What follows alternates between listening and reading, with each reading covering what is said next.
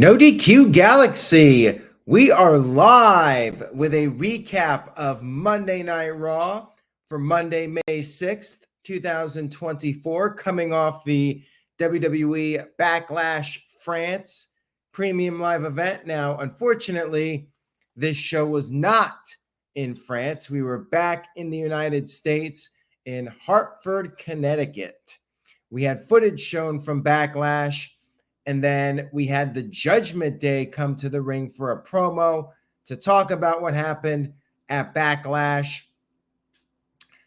Finn Balor and JD McDonough said that they meant their apology to Priest for interfering in his championship match on his behalf. But remember, Priest did not want help. Priest said they're good. No worries. He wanted to address him losing his cool. He apologized to Balor and JD McDonough. And then we had a four-way hug along with Dominic Mysterio, who was out there with them. They talked about Finn Balor becoming the next King of the Ring. Balor claimed that he was getting a bye since Drew McIntyre was deemed unable to compete in the tournament. Adam Pearce, the general manager, came out there and said that Balor would not be getting a bye, told Judgment Day to clear the ring because Finn Balor had a new opponent in the tournament, and that person was main event Jey Uso. We had our first match of the evening, Jey Uso versus Finn Balor. Shout out to Human Tornado, great wrestler, very entertaining. We had Jey Uso versus Finn Balor in our first tournament match. Balor had the early upper hand, but then Jey Uso built up some momentum, suicide dive to Balor on the outside. Momentum did not last. Jey was sent into the ring post over the announce table, and Balor continued to work over Jey. Break. Jey made his comeback. Balor avoided the Uso splash, and then Jey avoided the coup de grace. He hit a spear, but Balor kicked out, and then Drew McIntyre showed up. Crowd started chanting for CM Punk. Despite McIntyre being out there, Jey Uso managed to pick up the win. Another spear, got the 1-2-3 victory. Jey Uso advances in the King of the Ring tournament. Now, after the match was over, we had Drew McIntyre yelling at Adam Pearce backstage, said he's sick of the BS, and he drove off in his car. And as soon as he drove off, guess who showed up? CM Punk. Punk joked about where Drew was. He went to the ring. He talked about how he got locked in Stamford, Connecticut at the WWE headquarters. He drove straight to the arena in Hartford. He said he's gonna basically take over the show and talk until Drew McIntyre comes back to the arena. He told fans to tweet at Drew McIntyre, and then he told a story about his Rumble injury, thought his WrestleMania dream was ruined, but realized it is just postponed. Punk said that McIntyre just wants to be him, and McIntyre is a choke artist. CM Punk said he's also a choke artist, but a different type of choke artist. And Pat McAfee on commentary mentioned the guillotine. This was a reference to the All-In brawl between Punk and Jack Perry. Crowd did not react to this whatsoever, so just goes to show you that this was a very obscure reference that they did not understand. And Punk said next time he sees McIntyre, he already broke his elbow. Next time he's going to break his face and break his heart. And then CM Punk took his leave. So CM Punk did not take over the show. He did, in fact, leave when it was clear McIntyre was not showing up. The promo was all right, but it did feel like filler to me. Hey, we got to keep this thing with CM Punk and Drew McIntyre going. So CM Punk comes out there and talks for a while, but I felt like it wasn't really necessary and didn't really add much to the feud that we've already seen up to this point. It was okay. Backstage, we had Ricochet interviewed about Ilja Dragunov's accomplishments in NXT, and then Braun Strowman, who just returned, reunited with his old tag team partner Ricochet and gave him some motivation for the King of the Ring match coming up. We had Io Sky versus Natalya in a Queen of the Ring qualifying match. Natalya had dedicated the match to Owen Hart. Match was good. Of course, nobody in their right mind thinks Natalya's winning here. That's the only issue. Natalya went for an early sharpshooter attempt. Io Sky went for a springboard moonsault on the outside of the ring. Natalya avoided it, and then they were back in the ring. Io got the upper hand with a springboard missile drop kick, and then Natalya, after the commercial break, made her come back, hit a big superplex. Io kicked out, sit-down powerbomb, another kick out, and then Dakota Kai got on the apron. Natalya was briefly distracted, went for the sharpshooter, but Io had sent into the corner, and then Io hit the double knees, followed by the moonsault, and got the 1, 2, 3. Solid match, and as Matthew pointed out, their first ever one-on-one encounter, so at least it was a different matchup. I give WWE credit for that. Jamster126 sent in a €2 super chat. Thank you for that. Says, another creepy Uncle Howdy code when Drew McIntyre left. Yes, we've been getting those QR codes. We even got one on NXT. So there's a lot of rumors going around. Stay tuned to NoDQ.com. We have some names being floated around. I actually discussed it on No DQ&A video, which is available on demand on the No DQ YouTube channel. NoDQ.com. That out. Thank you again, Jamster126. Next up, we had Dakota Kai in the ring with Damage Control, basically putting the women's division on notice. Brought up how Asuka is injured. Asuka is also out of the Queen of the Ring tournament, just like Drew McIntyre was pulled from the men's tournament. Dakota said she'll take on Lyra Valkyria, and the crowd was doing the what chants. Welcome back to America. And Dakota Kai said, if you suck, say what? And guess what? They chanted what? Dakota said they'll be back to take everything from Becky Lynch, who is the new women's champion. We had an Ilja Dragunov vignette, and then we had Dragonov versus Ricochet, which on paper sounds like a hell of a match. Pretty much a surefire great match, and it was a fantastic match. It was very fast-paced, back and forth, competitive. Ricochet doing some of his signature moves, springboard crossbody. Dragunov avoided a moonsault on the outside and then suplexed Ricochet. Ricochet landed face first on the floor, and then Dragunov hit a springboard dropkick. Ricochet then got up on the top rope, delivered a Hurricane Rana.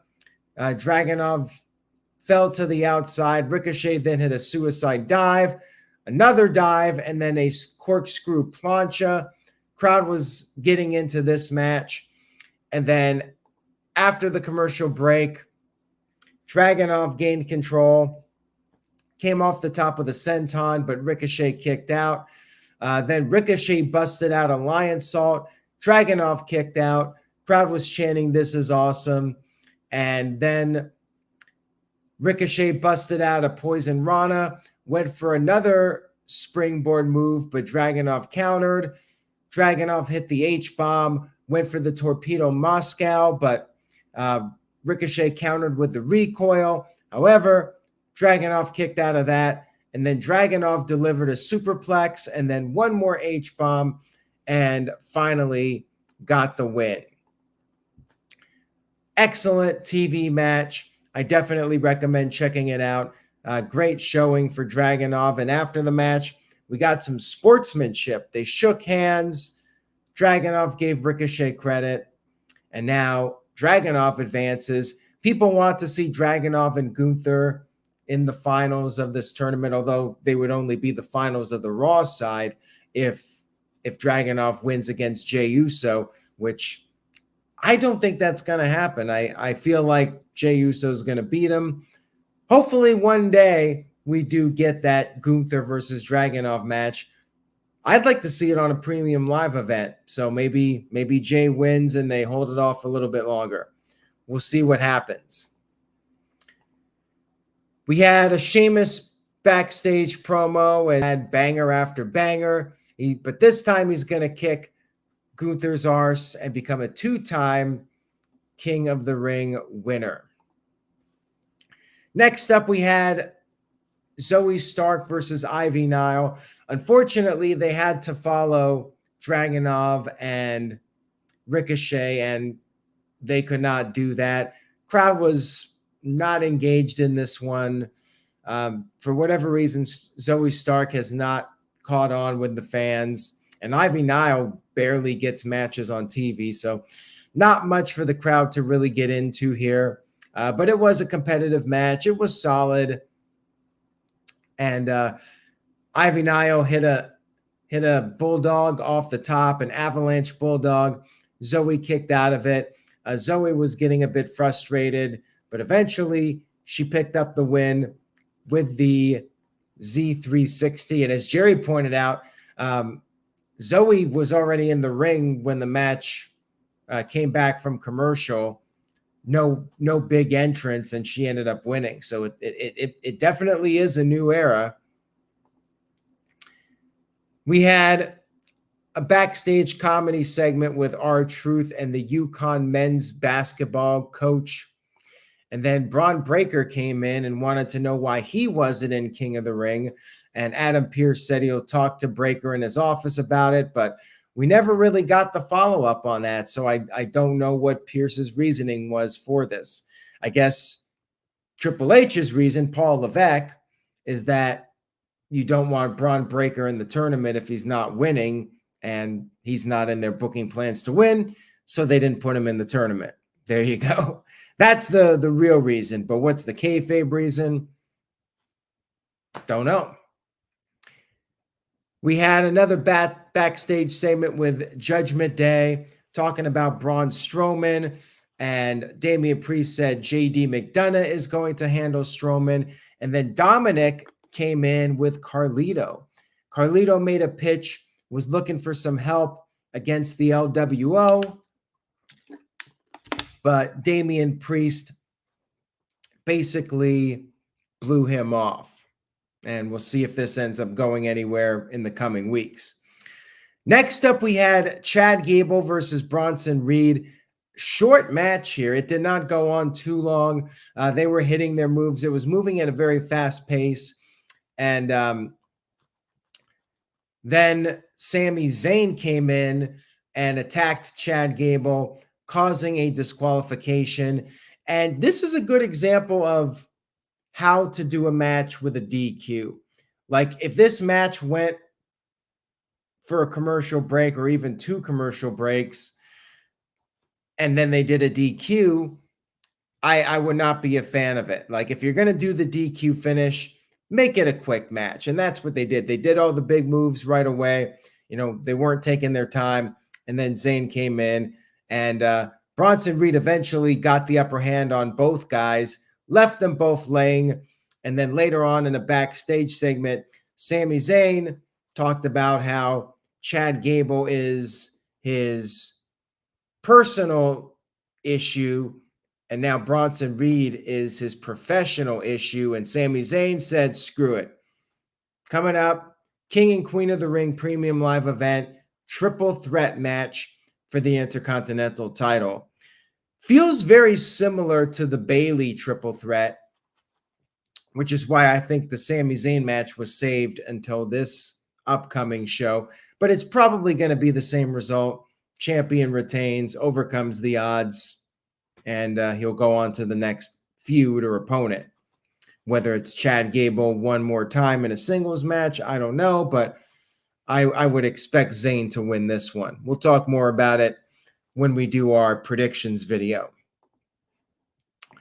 We had Gunther backstage cutting a promo for the main event with Sheamus, saying he doesn't care about bangers. He cares about being the best of all time. Next up, we had Michael Cole in the ring with the women's champion Becky Lynch. He asked her about her outfit at the Kentucky Derby. It was quite the hat. She said she got it off Etsy. And then Cole asked about the Queen of the Ring tournament. Becky put over all the new competitors that were drafted. And then Liv Morgan came out there, and Liv brought up her accomplishments, taking out Rhea Ripley, and wanted a title match, and Becky gave it to her. It is official for the pay-per-view. Becky Lynch will defend against Liv Morgan. Then Damage Control interrupted, and Dakota Kai was not happy about this. They surrounded the ring, and Liv Morgan, moving in that heelish direction, fled the ring, leaving Becky Lynch all alone. Becky was attacked, but then Lyra Valkyria ran out to make the save, and that led up to Lyra versus Dakota Kai. Match was all right, nothing special, pretty basic. I think it was just to really establish Lyra on the main roster. Dakota did get in some offense, including a stomp. Lyra kicked out of that, and then Lyra picked up the win with her move, which is called the Nightwing. Lyra moves on in the tournament. Then we had a Kofi Kingston backstage promo to hype up King of the Ring. He's mad about Gunther injuring Xavier Woods. Xavier Woods cannot defend his King of the Ring crown. So now Kofi has to get some payback. But first, he has to go through Rey Mysterio. And that match is actually taking place at a live event, which I actually like. I think that's a good idea. Now people have more of an incentive to go to the live event because they're seeing a match that actually matters and counts for television storylines. I like it. I think that's a good call.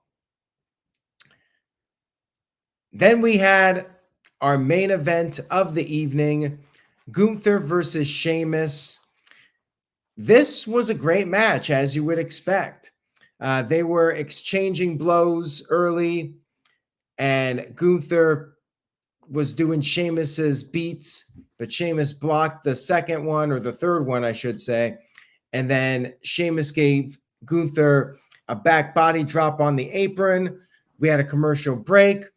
And after that, Gunther was chopping Sheamus in the back. Sheamus started to get fired up. He wanted more. And then Sheamus built up some momentum, white noise, and then did 17 beats. And then Kaiser interfered. He tied up Sheamus's leg in the ropes and took a cheap shot at Sheamus's knee. Referee was suspicious, and he ended up kicking out Ludwig Kaiser. So it was one-on-one. Gunther targeted the knee after the second commercial break.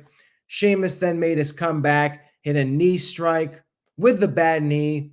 Gunther kicked out, and then Sheamus's knee gave out on him. Gunther hit a power bomb. Sheamus kicked out. and then Gunther applied a half crab submission. Sheamus got to the rope, and then Gunther went to the top, but he got caught. Sheamus delivered the Celtic cross like a razor's edge.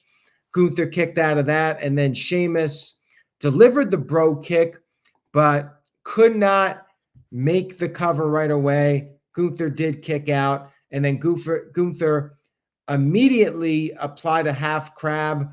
Sheamus tried to get to the rope. Gunther brought him back into the center, and Sheamus eventually had to tap out to the ring general. Unfortunately for Sheamus, he takes another L against Gunther. Gunther advances in the King of the Ring.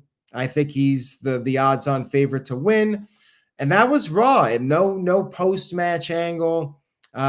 This was a wrestling-heavy episode of Raw, focused on the King of the Ring matches. The highlights, I thought, were two of the men's matches, Gunther versus Sheamus, along with Ricochet versus Ilja Dragunov. Both of those matches I would recommend checking out. Other tournament matches were good. It was a solid night of wrestling. CM Punk's promo was okay, but certainly not something that I would call a highlight or anything like that. Kind of felt like time filler. It was a good Raw. I give it a solid B. I would have liked to have seen a little bit more intriguing storylines, building up something other than just wrestling matches. But the matches, so that made it a positive experience. Crowd was all right. After France, it was bound to be downhill from there. They did react to some things, but yeah, definitely not at the energy level of France, nor was I really expecting it to be like that. But yeah, it was a good show. Solid B. So thank you guys for tuning in tonight. And I will be back Wednesday night after AEW Dynamite to discuss that show, and then Friday night to discuss SmackDown. Stay tuned to NoDQ.com for the very latest, and buy a shirt, NoDQ.com/merch. Take care, everybody, and I will see you all next time.